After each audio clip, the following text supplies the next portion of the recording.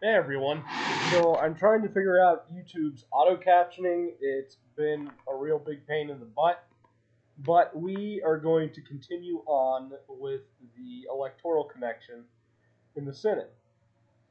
So the states are the Senate's electoral unit. That is to say that every senator represents the entirety of their state, and each state gets two senators. Now, we already said 6 year terms, and then we previewed this a little. 51 senators from the 26 smallest states. That is only 18% of the population. So wrap your head around this.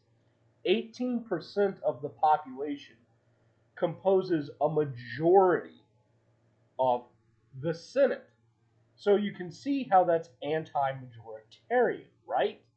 That is not representing the entirety of the country, and a minority of the population can have a lot of influence in the Senate. This is why very popular measures don't tend to make it past the Senate, because while the majority of the population might support the federal legalization of marijuana, the federal legalization of same sex marriage, or maybe even a nationwide vote by mail, all of these things may be popular, but they're unpopular with the minority of the population. And that minority actually represents the most senators in the Senate. Now, usually a district or state has more than one representative, but Wyoming only has one representative, and that's Liz Cheney. And as I said, 435 members total, but reapportionment occurs every census or after every census when the populations of states are populations of states are reassessed and redistricting must occur. So here are some of the representatives in your local area. So just take a look at these names. We're not going to go through many of them, but if you are a local student, chances are one of these individuals are your representative. So feel free to look into them. Feel free to see who is who. And here's our district. If you are a local student, look at that. And then there is the 42nd district with a Republican congressman. No, wait, that's a Democrat. This, I believe, is Republican. This is a Democrat. This is Katie Porter's district, if I am correct here. And this is currently Michelle Steele's district in Orange County. So here are the latest Senate results. Or, I'm sorry, not Senate results, but census results. And you see here that a few states gained representation, gained districts, and some actually lost. Now, California remains the most populous state with the most representatives, but the population of California, for the first time since the census, has declined. Texas gained 2 seats, Oregon gained 1 seat, and Colorado gained 1 seat. Other gains include North Carolina and Florida,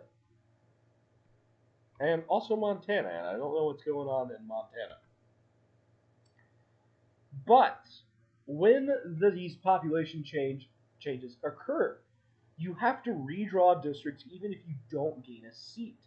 You need to keep them the same size. So how are districts redrawn? There's a few ways. Increasingly, there are pushes for independent, nonpartisan commissions.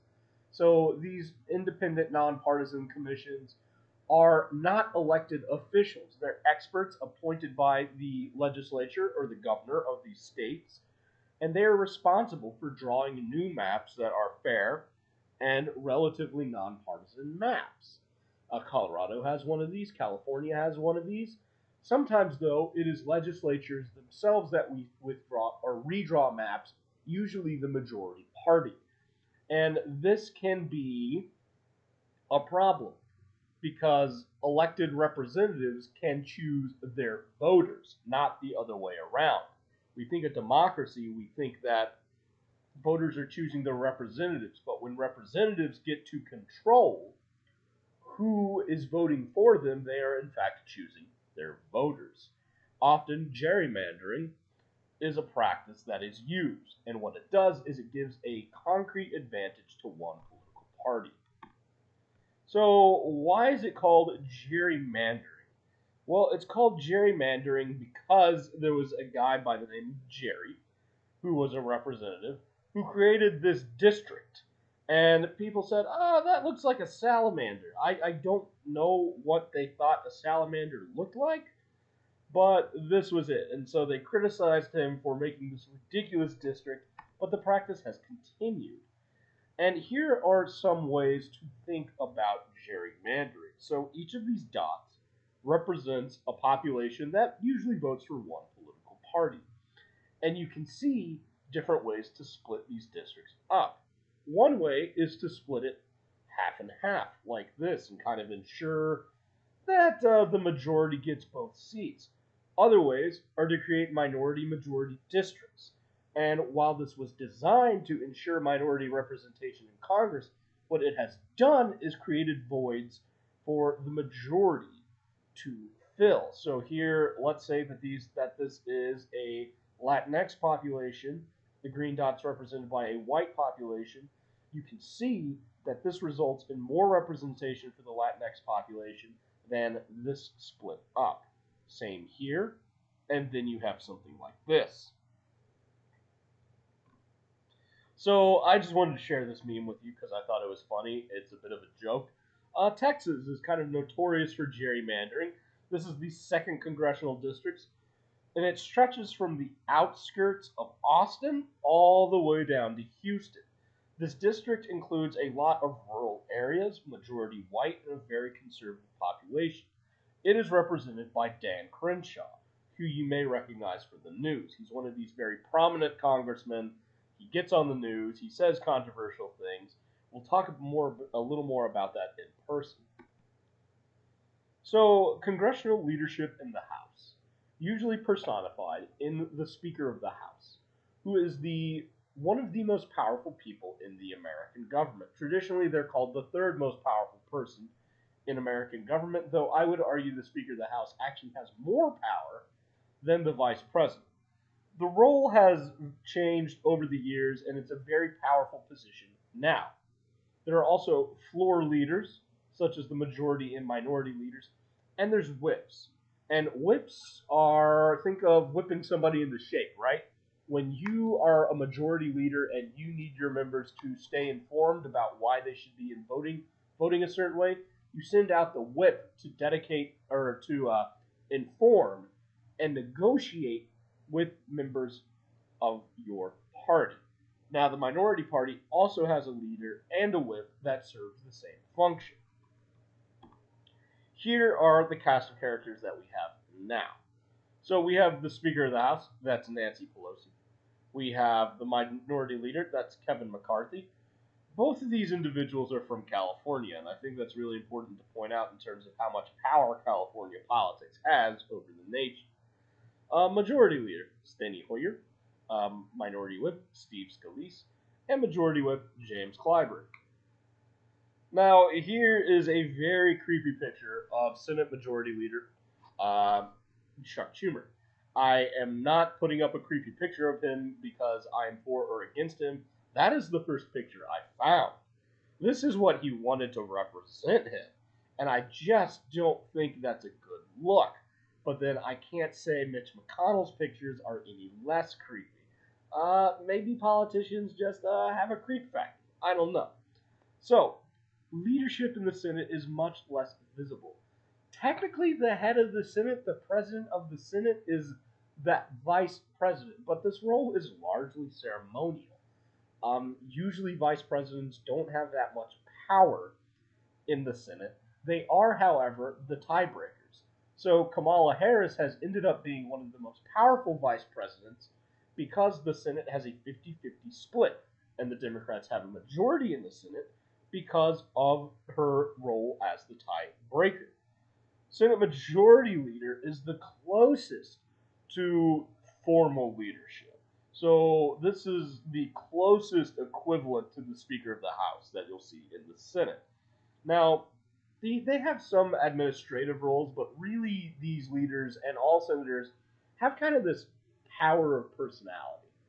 If the House is a very regimented organization where orders are followed from the majority and minority leaders of both parties respectively, the Senate is kind of like a chaotic slam poetry session, right? Like, and it's weird to hear senators talk about the Senate because they love it. They think the Senate is like Disneyland.